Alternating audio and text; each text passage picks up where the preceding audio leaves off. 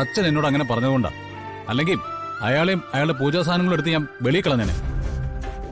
അതുകൊണ്ട് പ്രയോജനമൊന്നുമില്ല. ഒരു പൂജാരിയെ നീ ഇറക്കി വിട്ടാ അടുത്ത ആളെ കൊണ്ടുവരും. പ്രത്യേകിച്ച് പത്മിനി ഇത് വിശ്വസിച്ചു തുടങ്ങിയ നിലയ്ക്ക് അതുണ്ടാവും.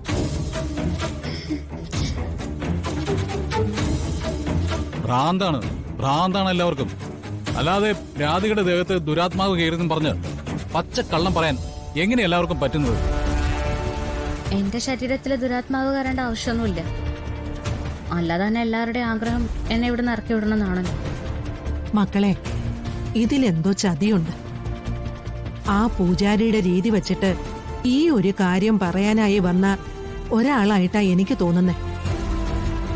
ആ പൂജാരിയെ കൊണ്ട് അങ്ങനെ പറയിപ്പിച്ചതാണെങ്കിലും അതിനൊന്നിനും മടിക്കില്ല ചെറിയമ്മയും മോളും.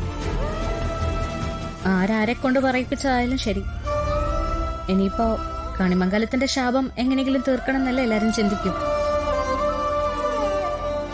ഏറ്റവും നഷ്ടമില്ലാത്തൊരു ഏർപ്പാട് ഞാനിവിടുന്ന് പോവാന്നല്ലേ. തന്നെ ഇവിടെ നിന്ന് ആരും അങ്ങനെ ഇറക്കി വിടത്തൊന്നുമില്ല. തന്റെ കഴുത്തിൽ ഞാൻ താലി കിട്ടിയതേ തന്നെ സംരക്ഷിക്കാമെന്നുള്ള ഉത്തമ വിശ്വാസത്തിലാണ്.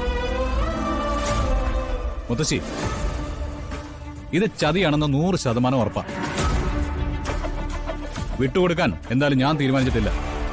നീ രാധിക മോളുടെ കൂടെ ഉറച്ചു നിന്ന ഇവർക്കാർക്കും ഒന്നും ചെയ്യാൻ പറ്റില്ല. പിന്നെ ആത്മാവിന്റെ കാര്യമല്ലേ, ഇതൊക്കെ ഒന്ന് കൂടി വന്ന ഇതിനേക്കാൾ വിശേഷപ്പെട്ട പൂജാരിമാരുണ്ടല്ലോ ഈ നാട്ടില്. എന്തിന്? അവരും ഇതൊക്കെ തന്നെ ആവർത്തിക്കാൻ വേണ്ടിയോ? വിശ്വാസങ്ങളെ പൂർണ്ണമായും തള്ളി പറയണ്ട. വിശ്വാസത്തിന്റെ പേരില് തെറ്റ് ചെയ്യുന്നതിനെയാണ് തള്ളി പറയേണ്ടത്. മോളെ രാധികെ, നീ പേടിക്കണ്ട. നിനക്കൊരു കുഴപ്പവും വരില്ല. ഏട്ടത്തെയും ചെറിയമ്മയൊക്കെ എനിക്ക് എന്തെങ്കിലും ദ്രോഹം ചെയ്യുന്ന ഞാൻ കരുതാറുണ്ട്. പക്ഷേ ഇങ്ങനൊരു വഴി അവർ കണ്ടെത്തുമെന്ന് ഞാൻ ഒരിക്കലും വിചാരിച്ചില്ല. ഇത് കുറച്ച് എളുപ്പമാണല്ലോ. വിശ്വാസത്തിന്റെ കളിയല്ലേ. എടോ, ഒന്നിച്ചു നിന്ന് നമുക്കതൊക്കെ തോൽപ്പിക്കണം, അത്രേ ഉള്ളൂ.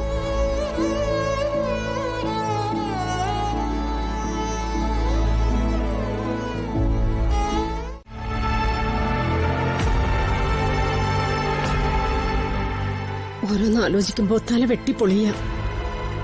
എന്തു പറ്റി ഇപ്പൊ പ്രത്യേകിച്ച്?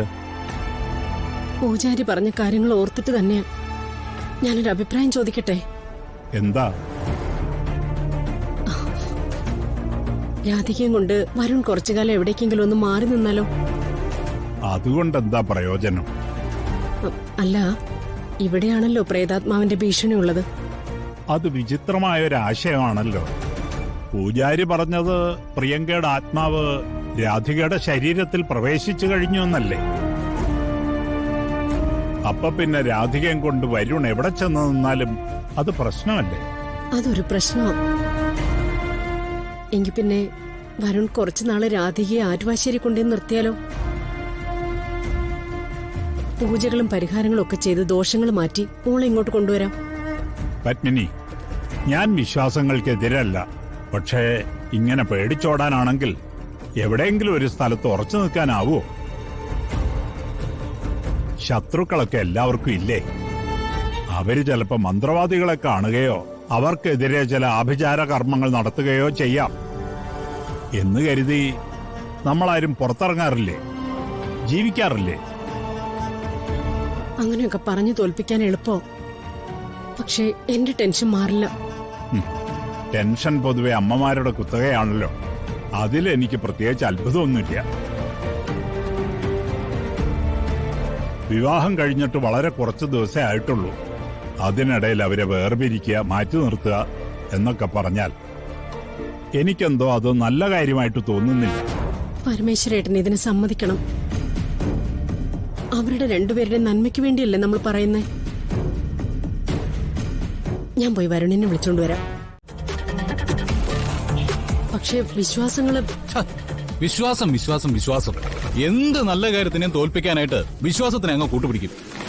അമ്മേ, അങ്ങനെയുള്ളവരെയാണ് ആളുകൾ ചൂഷണം ചെയ്യുന്നത്.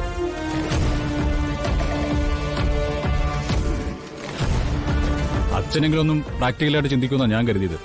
പക്ഷേ ആ പ്രതീക്ഷ അച്ഛൻ തെറ്റിച്ചു. സാരമില്ല, ഞാനോ രാധികയോ കാരണം മറ്റുള്ളവരുടെ സ്വൈര്യ ജീവിതത്തിന് ഒരു തടസ്സം ഉണ്ടാവരുത്. ഞങ്ങൾ ഇറങ്ങിക്കോളാം. ഇറങ്ങാൻ ഞാൻ തീരുമാനിച്ചു. വേണ്ട, നീ ഇവിടുന്ന് ഒരിടത്തും പോവാൻ ഞാൻ സമ്മതിക്കില്ല.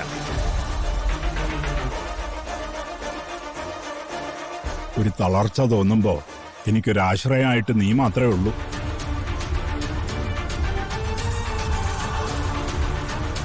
ആരും എങ്ങോട്ടും പോണ്ട. എന്തെങ്കിലും പ്രശ്നങ്ങൾ വരാനുണ്ടെങ്കിൽ എല്ലാവർക്കും ഒരുമിച്ച് അനുഭവിക്കാം. അതെ, പരിഹാരമില്ലാത്ത ദോഷങ്ങളില്ല. അതെന്താണെന്ന് കണ്ടുപിടിച്ച് അത് പരിഹരിക്കാൻ പൂജാരിമാരോട് പറയാം. അതേ ഉള്ളൂ ഇനി പ്രതിവിധി. നീ പോയിക്കോ. താങ്ക്സ് അച്ഛാ. അമ്മേ, അതെ, ഒളിവിലും മറവിലും ഈ പ്രശ്നങ്ങൾ നോക്കി ചിരിക്കുന്ന ചിലരുണ്ട്. നേരിട്ട് തോൽപ്പിക്കാൻ നോക്കിയിട്ട് അത് നടക്കാതെ വന്നപ്പോഴേ വളഞ്ഞ വഴിയിലൂടെ നമ്മളെ തോൽപ്പിക്കാൻ ശ്രമിക്കുകയാണ് അവര്. അമ്മേ, ഇനിയെങ്കിലും അവർക്കൊന്ന് കാതു കൊടുക്കാതിരിക്കും.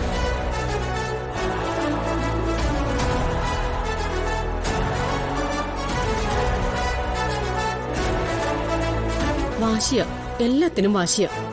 ഒന്നിലും വിശ്വാസമില്ല.